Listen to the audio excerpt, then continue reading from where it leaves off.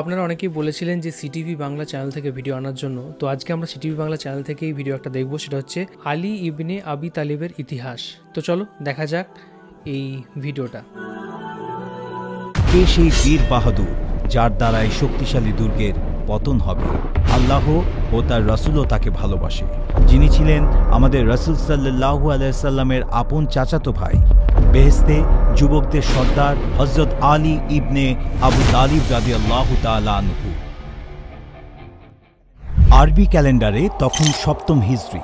রাসূল সাল্লাল্লাহু আলাইহি সাল্লামের নেতৃত্বে মুসলমানরা অবরোধ করেছিল খায়বার।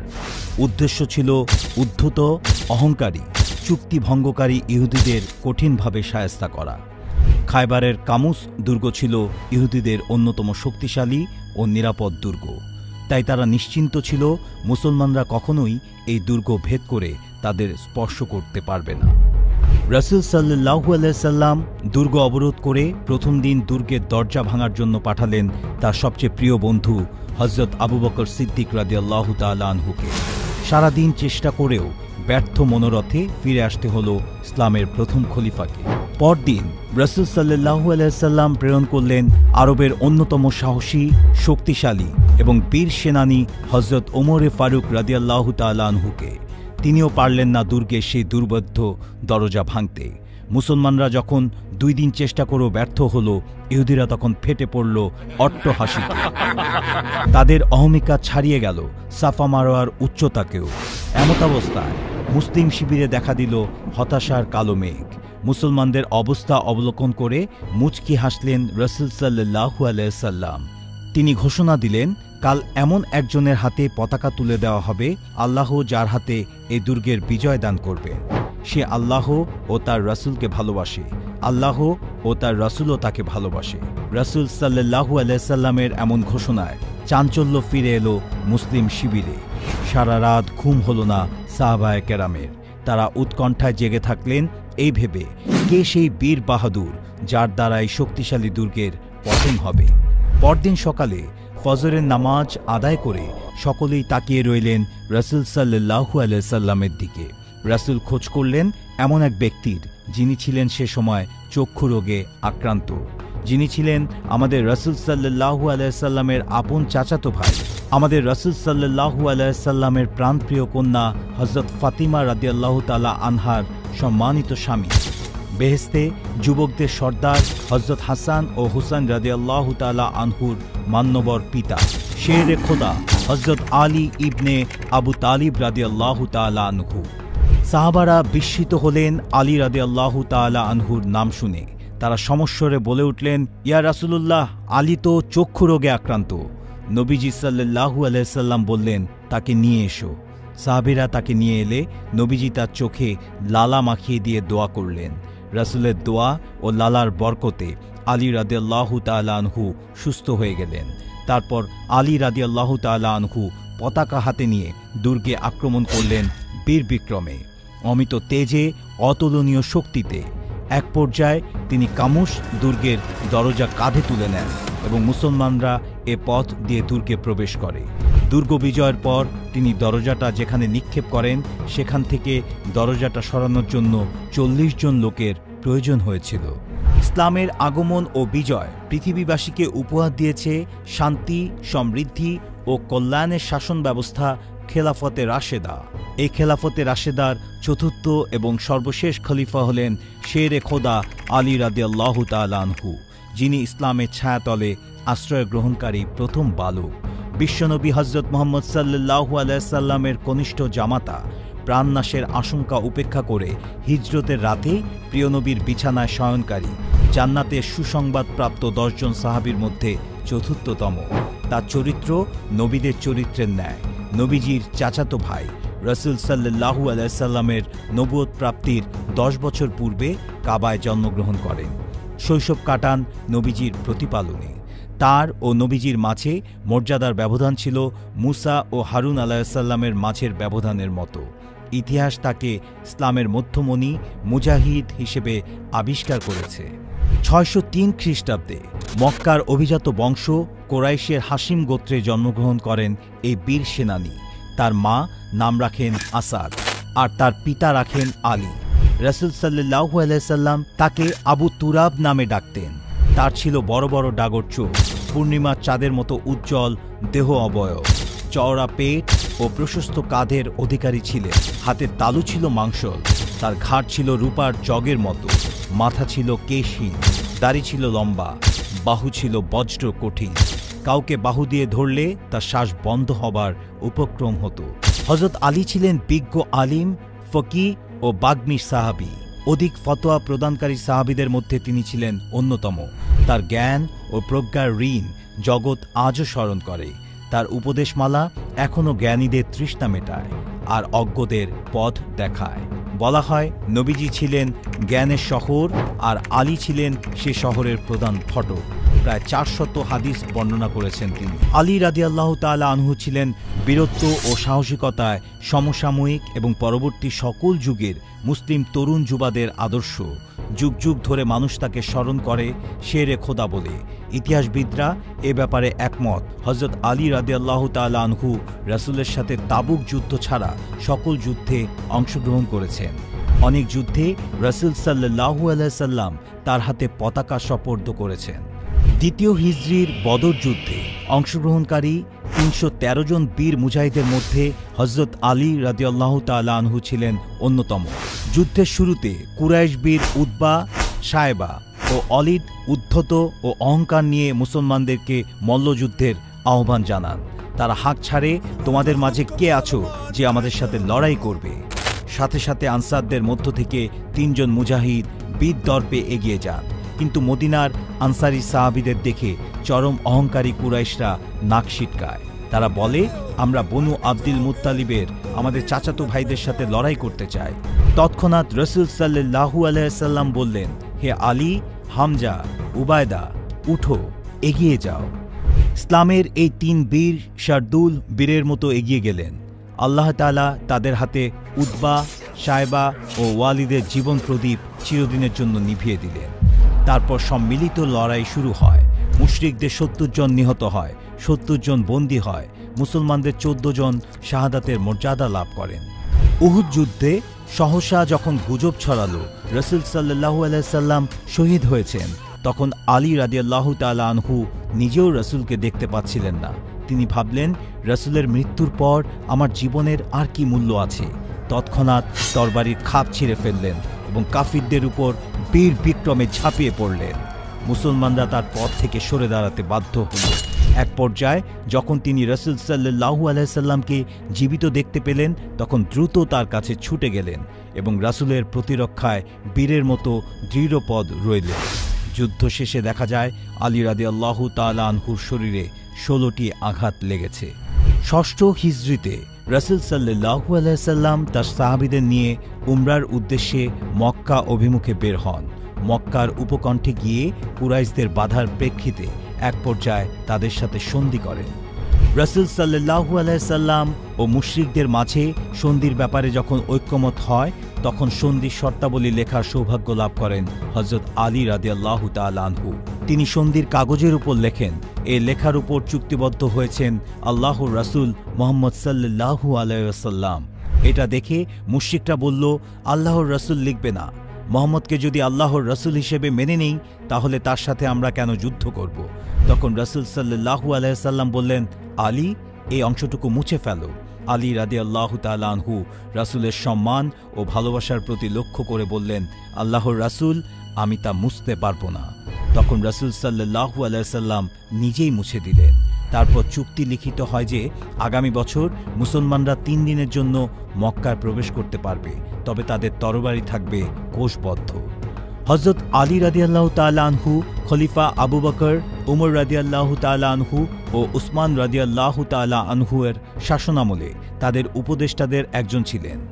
হযরত উমর রাদিয়াল্লাহু তাআলা আনহু এর শাসনামল থেকে মদিনায় কাজীর দায়িত্ব পালন করতেন। ফলে ইসলামী জাগরণের সমস্ত বিষয়ে তিনি ছিলেন সম্যক জ্ঞাত। হযরত উসমান রাদিয়াল্লাহু তাআলা আনহু যখন শাহাদাত বরণ করেন, অনেক সাহাবী তখন হজের সফরে মক্কায় উপস্থিত সাহাবীরা হযরত আলী রাদিয়াল্লাহু তাআলা আনহুকে খেলাফতের দায়িত্ব গ্রহণ করার জন্য অনুরোধ করেন। আলী রাদিয়াল্লাহু তাআলা আনহু খেলাফতের জন্য কখনোই আগ্রহী ছিলেন না।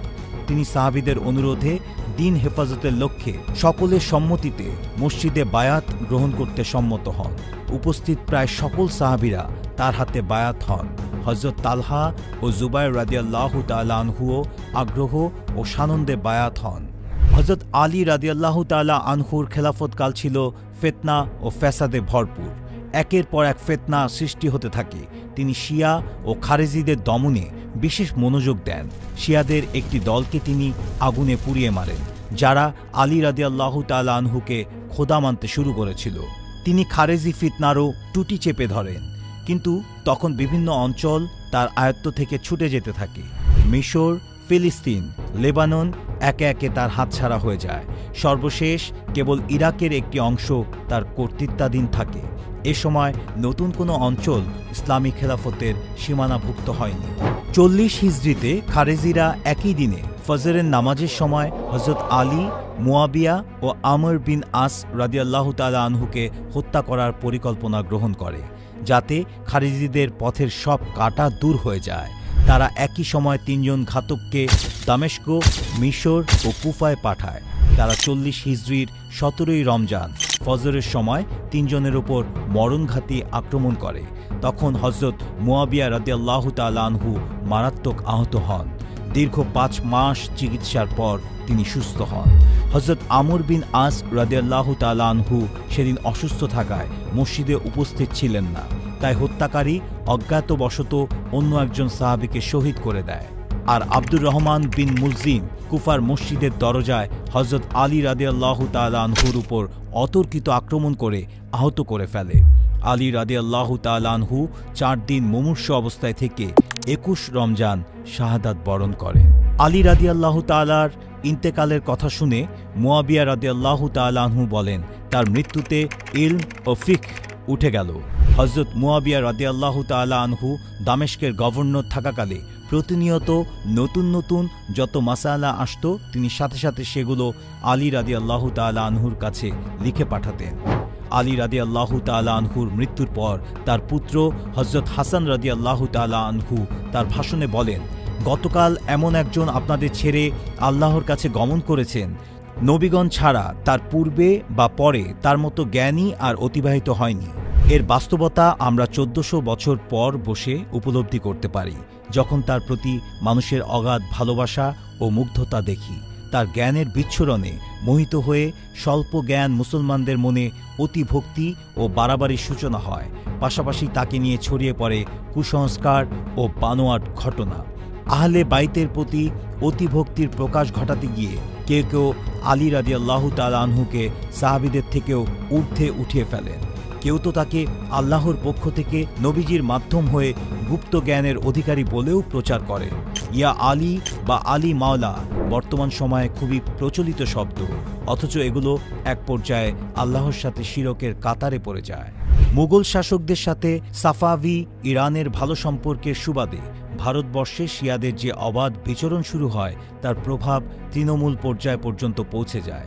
আজকে দেশীয় মুসলমান পুরুষদের নামের সাথে আলী, হাসান, হুসাইন ইত্যাদি মূলত শিয়াদের প্রচারিত আহলে বাইতের প্রতি অতি মুগ্ধতা থেকে। তবে নামের ক্ষেত্রে ব্যাপারটাকে নেতিবাচক হিসেবে না নিলেও কাজে কর্মে ভার উত্তোলনে আল্লাহর নামের পরিবর্তে ইয়া আলী বলা আবশ্যক, নেতিবাচক এবং পরিত্যাজ্য। বর্তমান ইরানের অবস্থা তো এতই ভয়াবহ যে তাদেরকে সৌদি সরকার হজ থেকে নিষিদ্ধ করেছেন পুরো মুসলিম উম্মাহর ঐক্যমতে। কারণ তারা সেখানে আহলে বাইয়াতের কবরের কাছে গিয়ে শিরকি কার্যকলাপে লিপ্ত হয়। আর শিয়া নারীরা আলী, হাসান, হুসাইন, ফাতিমা রাদিয়াল্লাহু তাআলা আনহার নাম খোদাই করা পাথর নিয়ে যায় আঁচলে লুকিয়ে এবং সেজদায় সেটার উপর কপাল রাখে। এমন আরও অনেক কুসংস্কারচ্ছন্ন কার্যকলাপ প্রচলিত রয়েছে সাধারণ মানুষের মাঝে। আলী রাদিয়াল্লাহু তাআলা আনহু সম্পর্কে স্বয়ং রাসূল সাল্লাল্লাহু আলাইহি সাল্লাম উম্মতকে সতর্ক করে বলেছেন, তাকে নিয়ে বাড়াবাড়ি করে একদল জাহান্নামে যাবে আর একদল তার ব্যাপারে ছাড়াছাড়ি করে বিভ্রান্ত হবে। শিয়াদের বইপত্রে হযরত আলী রাদিয়াল্লাহু তাআলা আনহুর গুণাবলী ও মাহাত্ম্য বর্ণনায় প্রচুর পরিমাণে মিথ্যা ও মন গড়া হাদিস বিদ্যমান এবং তারা আলী রাদিয়াল্লাহু তাআলা আনহুর লিখিত নাহজুল বালাগাহ নামক স্বতন্ত্র পুস্তকেরও দাবি করে। কিন্তু তার সূত্র অপ্রমাণিত এবং বর্ণনার দিক থেকেও প্রশ্নবিদ্ধ। এদের এসব হীন কর্মকাণ্ডের কারণে পুরো মুসলিম উম্মাহ হযরত আলী রাদিয়াল্লাহু তাআলা আনহুর জ্ঞান ও প্রজ্ঞা থেকে উপকৃত হবার ক্ষেত্রে বেশ সতর্কতা অবলম্বন করে, আর অধিকতর সতর্কতা হিসেবে সেই সব বইপত্র এড়িয়ে চলে, যদিও হাদিস হিসেবে প্রমাণিত নয়। তবুও উক্তিটির যথার্থতা এক বাক্যে স্বীকার্য। রাসূল সাল্লাল্লাহু আলাইহি সাল্লাম জ্ঞান ও প্রজ্ঞার শহর, আর আলী রাদিয়াল্লাহু তাআলা আনহু তার সদর দরজা। সিটিভি বাংলার পার্মানেন্ট আমরা দেখলাম যে আলী ইবনে আবি তালিবের ইতিহাস, তো ইনি কত একজন মহান যোদ্ধা ছিলেন এবং সেই জিনিসটা আমরা জানতে পারলাম। আরেকটা জিনিস এটা হচ্ছে যে ইসলামের যে ইতিহাস, সেই ইতিহাস অনেক ইন্টারেস্টিং ইতিহাস রয়েছে। অ্যান্ড এটা কোনো একটা সিরিজের পার্ট করে জিনিসটা দেখানো হলো জিনিসটা, অ্যান্ড যদি এটা ভালোভাবে দেখানো যায় তাহলে আরও আমার মনে হয় যে আরও অনেক গভীরে যাওয়া যেতে পারে, আরও অনেক ইন্টারেস্টিং ফ্যাক্ট আমরা জানতে পারবো। তো এখানে তিনি যে কতটা জ্ঞানী মানুষ ছিলেন সেটা এখানে জিনিসটা বুঝতে পারলাম, কত সাহসী মানুষ ছিলেন সেটা আমরা বুঝতে পারলাম। আরও অনেকগুলো চরিত্রের কথা এখানে বলা রইল যেগুলো সে ব্যাপারে আমরা অতটা ভালোভাবে জানি না। তবে এখানে একজনকার যে নাম বলা হলো, তো তিনি সত্যি অনেক মহান ব্যক্তিত্ব ছিলেন। অ্যান্ড অ্যাকচুয়ালি অনেক ইন্টারেস্টিং যে ইতিহাসের কাহিনী সেটা কিন্তু আমরা আস্তে আস্তে বুঝতে পারছি, আর খুব সুন্দরভাবে এটা বলা হয়েছে, গল্পটা ডেসক্রাইব করা হয়েছে ভিডিওটাতে। অ্যান্ড যেখানে পুরনো কিছু ভিডিও বা সিনেমার ক্লিপ, যেটা কোনো সিরিজের ক্লিপ, সেগুলো ইউজ করা হয়েছে, যার ফলে অনেক ইজি হয়েছে জিনিসটা বোঝানোর জন্য। আর আমার তো সত্যি কথা বলতে খুবই ভালো লাগলো। আর আপনার কীরকম লাগলো সেটা অবশ্যই কমেন্ট করে জানান। এখনকার মতো এই পর্যন্তই, দেখা হবে আবার কোনো ভিডিওতে। ততক্ষণের জন্য আপনারা ভালো থাকুন, সুস্থ থাকুন, আর দেখতে থাকুন আমাদের চ্যানেল।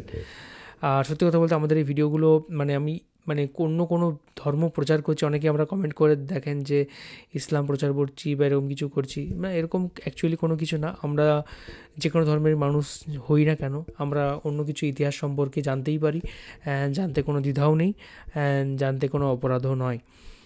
আর ভালো লাগলো আর সেজন্যই জানছি, অ্যান্ড এতে কোনো অসুবিধা কিছু আমার বলে মনে হয় না। তো এই ছিল আজকের video. Thank you so much আমাদের ভিডিও রিকমেন্ড করার জন্য। আর কেমন লাগলো ভিডিওটা অবশ্যই কমেন্ট করে জানাবেন। আপনাদের কোনো যদি সাজেশন থাকে, কোনো ফিডব্যাক থাকে, আর কোন ভিডিওর উপর আমরা রিঅ্যাক্ট করতে পারি, সেটাও কিন্তু অবশ্যই জানাতে ভুলবেন না। এখনকার মতো এই পর্যন্তই, দেখা হবে আবার পরবর্তী ভিডিওতে। ততক্ষণের জন্য ভালো থাকুন, সুস্থ থাকুন, আর দেখতে থাকুন আমাদের চ্যানেল।